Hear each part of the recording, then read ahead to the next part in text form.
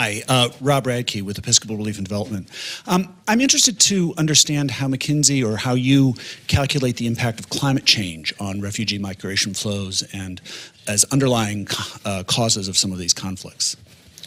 We haven't done any specific sort of calculation, but it definitely, I think, is a driver of it. One of the, and I say this with ignorance, but it was just a comment I heard from one of the people that we're working with in the Jordanian refugee camp.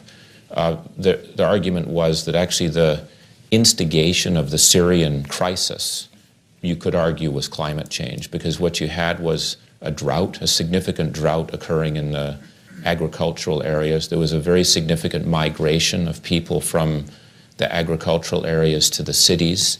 There then wasn't, when the drought went away, there weren't enough workers to deal with. So you had food price inflation, and that, because what this person basically said was, and I forget, I know this is on the record, what he said, I'm going to say it this way, was Assad has always been a bad guy, if you will. So why did it boil up now? He would argue it's because of, it was the sort of the trigger was that.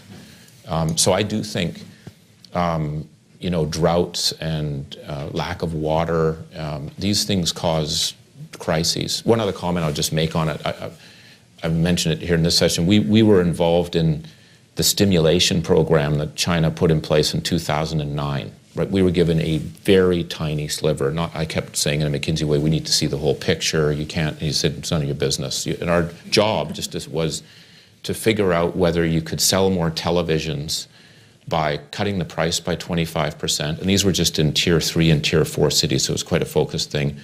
Do you cut the price by 25%, keep the price the same, and then the person goes to the mayor's office and gets a 25% refund? That was the very specific, and I kept saying, look, we need to see the whole picture. The guy says, none of your business. And so we did the work. I was all excited. I actually went to present this to the NDRC, and I said, the answer in this is you keep the price the same, and people go to the mayor's office because they feel like they're being given 25, and they'll spend more. And we went through it. We were all excited. And I said, now can you tell us and they said, no, you're not going to tell you anything about that. And then he looked at me, and I'll never forget, and he goes, have you studied Chinese history? Because I said, I'm worried about, if the consumer class doesn't keep consuming, we're going to have a crisis in China. And he goes, have you really studied Chinese history? And I said, I think I know a little bit. And he goes, I don't think you do.